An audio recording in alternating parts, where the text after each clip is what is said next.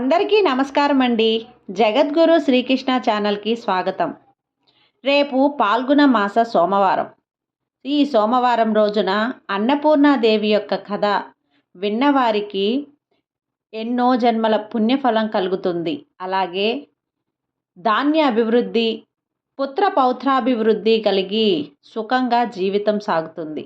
భక్తి శ్రద్ధలతో ఈ కథ వినండి. కథ: పూర్వం ఒక బ్రాహ్మణుడు ఉండేవాడు. వేళ కాని వేళ తన ఇంటికి ఎవరు వచ్చినా సరే, వాళ్లను తను ఎప్పుడూ చూడకపోయినా సరే ఆదరించి భోజనం పెట్టేవాడు. ఒకవేళ ఇంటికి ఎవరూ రాకపోతే వీధి వెంట పోయే వాళ్ళని పిలిచి అన్నం పెట్టేవాడు. ఇలాగా చాలా కాలం జరిగాక ఒకనాడు ఆయనకు అన్నదానం వల్ల వచ్చే పుణ్యం ఎలాంటిదో తెలుసుకోవాలని బుద్ధి పుట్టింది. ఎవరిని అడిగినా చెప్పలేకపోయారు. ఒక ఆయన ఏమన్నాడంటే, అన్నదాన మహిమ చాలా గొప్పది. దానిని వర్ణించాలి అంటే కాశీ అన్నపూర్ణకు తప్ప ఇతరులకు సాధ్యం కాదు. మీకు తెలుసుకోవాలని ఉంటే స్వయంగా ఆ అన్నపూర్ణాదేవినే అడిగి తెలుసుకోండి అని సలహా ఇచ్చాడు. అన్నపూర్ణ అంటే కాశీ విశ్వేశ్వరుని భార్య. ఆయన పార్వతి అన్నమాట. ఆవిడకు కూడా అన్నదానం అంటే ఎంతో ఆసక్తి. అందుకనే కాశీలో ఎవరికీ అన్నం లేకుండా పోదు. మన బ్రాహ్మణుడు కాశీ వెళ్ళి గంగ ఒడ్డున కూర్చొని పార్వతీదేవిని గురించి గాఢంగా తపస్సు చేయసాగాడు.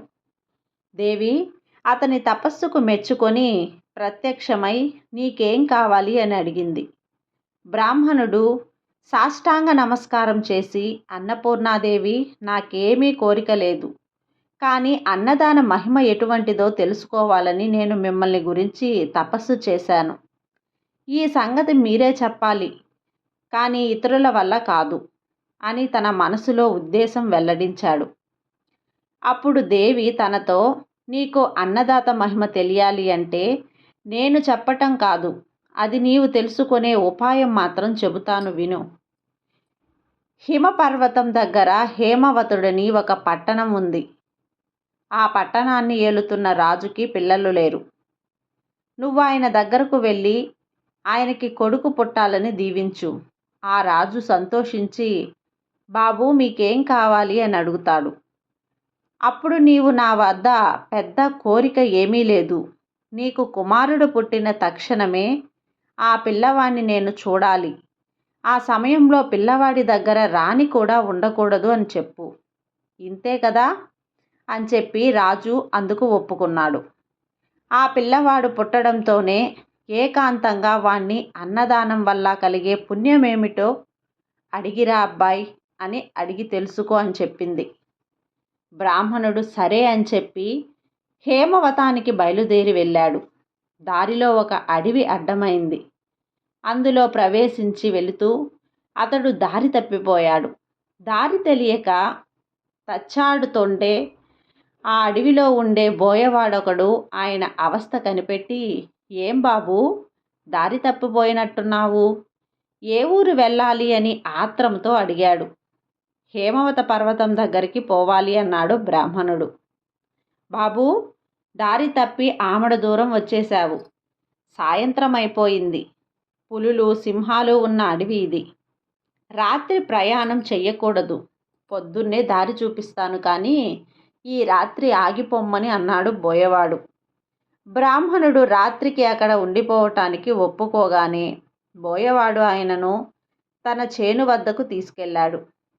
చేను దగ్గరకు వెళ్ళటంతోనే బోయవాడి ఇంటికి అతిథిగా వచ్చిన ఆ బ్రాహ్మణుడికి భోజనం ఏం పెడితే బాగుంటుంది అని ఆలోచించాడు. అనపకాయలు, కందికాయలు, పెసరకాయలు కావలసినవన్నీ ఉన్నాయి, కానీ వాటిని ఉడకేసుకోమని ఇవ్వటానికి వాటి వద్ద కొత్త కుండ లేకపోయింది.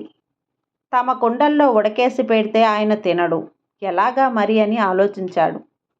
బ్రాహ్మణుడు, నాయనా, నాకేమీ వద్దు, నువ్వు చేసిన ఆదరణ వల్ల నా శ్రమ, ఆకలి కూడా తీరిపోయాయి, ఆలోచించక పడుకో అన్నాడు. కానీ బోయవాడికి ఆ బ్రాహ్మణుడిని పస్తు పెట్టడం అంటే మనసు ఒప్పింది కాదు.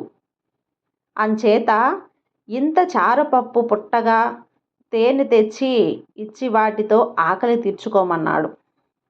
బ్రాహ్మణుడు అవి తీసుకొని అంగోస్త్రం పరుచుకొని కింద పడుకోబోతుంటే బోయవాడు, అయ్యో కింద పడుకోబాకండి, పులులు వస్తాయి అని చెప్పి ఆయనని చేలో ఎత్తుగా ఉన్న మంచం మీద పడుకోబెట్టి తాను కింద ఉండి విల్లు అమ్ములు పుచ్చుకొని మృగాలేవి రాకుండా రాత్రంతా బ్రాహ్మణుడికి కాపలా కాశాడు. బోయవాడలా నిద్రపోకుండా రాత్రంతా కాపలా కాశాడు. కానీ తెల్లవారుజామున నిద్ర ఆగక ఒక్క కునుకు తీశాడు.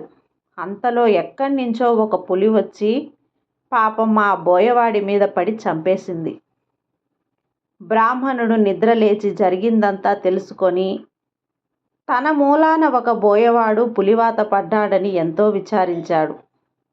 బోయవాని భార్య బ్రాహ్మణునితో, స్వామి, నా రాత ఇలా ఉండగా ఎవరూ తప్పించగలరు, మీరు విచారించకండి, మీకు హేమవతానికి దారి చూపిస్తాను, నడవండి అని ఆయనను తీసుకెళ్ళి దారి చూపెట్టి వెనక్కి తిరిగి వచ్చి భర్తతో పాటు సహగమనం చేసింది. ఆ బ్రాహ్మణుడు బోయ దంపతుల మంచితనాన్ని తలుచుకుంటూ హేమవతాన్ని చేరుకున్నాడు. అక్కడ రాజును చూసి పార్వతీదేవి చెప్పినట్లుగా దీవించాడు. పుట్టినప్పుడు మీ పిల్లవాణ్ణి ఏకాంతంగా చూడడానికి అనుమతి ఇవ్వాలని కోరగా రాజు అందుకు ఒప్పుకున్నాడు. రాజుగారి భార్య 9 నెలలు మోసి చందమామ లాంటి పిల్లవాణ్ణి కన్నది. బ్రాహ్మణుడు ఎవరూ లేకుండా చూసి ఆ పిల్లవాణ్ణి అన్నదానం వల్ల కలిగే ఫలమేమిటో చెప్పు అని అడిగాడు. అప్పుడే పుట్టిన శిశువు ఎప్పుడైనా పెద్దవాని వల్లే మాట్లాడగలదా? పిల్లవాడు బ్రాహ్మణునితో ఇలా అన్నాడు, 10 నెలల క్రితం మీరు ఈ పట్టణానికి వస్తూ అడవిలో దారి తప్పిపోతే మిమ్మల్ని తీసుకెళ్ళి చారెడు చారపప్పు, పురుషుడు తేనె ఇచ్చిన బోయవాణ్ణి నేనే సుమండి.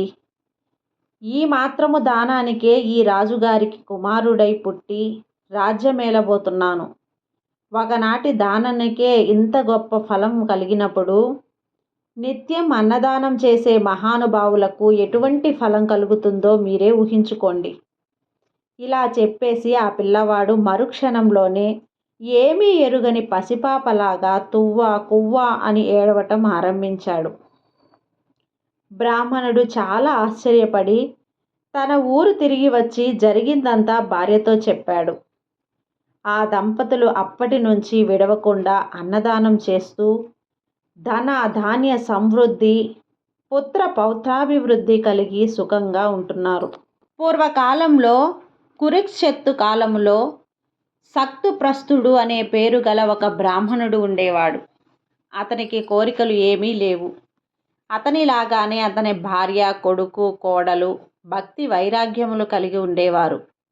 వారు ఉచ్చవృత్తి చేస్తూ జీవిస్తూ ఉండేవారు. వారు కేవలం పొలంలో రాలిన ఎవరూ ఆశించని ధాన్యమును ఏరుకొని తెచ్చుకొని దానిని మాత్రమే తిని జీవిస్తూ ఉండేవారు. ఒకసారి వానలు సరిగా పడక పంటలు పండక ఆ ప్రాంతంలో కరువు సంభవించింది. వీరికి ఆహారం దొరకటం చాలా కష్టంగా అయ్యింది. వారు నలుగురు తెచ్చిన ఆహారం వారికే సరిపోయేది కాదు. అలా ఒకరోజు వారికి ధాన్యము దొరికింది. వారు సాయంత్ర భోజనానికి తయారు చేసుకున్నారు. ఆ రోజు చేయవలసిన శాస్త్రోక్త కర్మలను పూర్తి చేసుకొని వారు భోజనం చేయటానికి ఆ ఆహారాన్ని నలుగురు సమానంగా పంచుకొని తినబోతూ ఆ సమయంలో వారి ఇంటికి ఒక అతిథి వచ్చారు. ఆ అతిథికి సకల మర్యాదలు చేసి కుశల ప్రశ్నలు అడిగిన తర్వాత అతనికి సక్తుప్రస్తుడు తన వంతు భోజనం అందించాడు. అతిథి ఆహారాన్ని స్వీకరించాడు. ఆ ఆహారం అతిథికి సరిపోలేదని ఆ బ్రాహ్మణుడు ఆ విషయం గమనించాడు. కానీ వచ్చిన అతిథిని ఇంకా ఎలా సంతృప్తిపరచాలో తెలియక గమనిస్తూ ఉన్న ఆ సమయంలో అతని భార్య తన వంతు భోజనాన్ని కూడా అతిథికి సమర్పించింది. అయినా ఆ భోజనం కూడా అతిథికి సరిపోకపోతే అతని కుమారుడు తర్వాత అతని కోడలు కూడా వారి భోజనాన్ని పరం సంతోషంగా వచ్చిన అతిథికి సమర్పించారు. అలా ఆ భోజనం తిని అతిథి సంతృప్తుడయ్యాడు. అలా సంతృప్తుడైన ఆ అతిథి భక్తి, వినయం, శ్రద్ధ, ఓర్పుతో కూడిన మర్యాద, దయ, అతిథుల యందు ప్రేమ ఉన్న ఆ బ్రాహ్మణ కుటుంబానికి తను యముడని చెప్పి తన నిజరూపమును చూపించారు. అంతేకాక వీరి దానగుణం సకల దేవతలు, సప్త పురుషులు కూడా ఆశ్చర్యపోతున్నారు. ఈ విధంగా చెప్పిని దేవతలు వారి మీద పూల వర్షం కురిపించారు.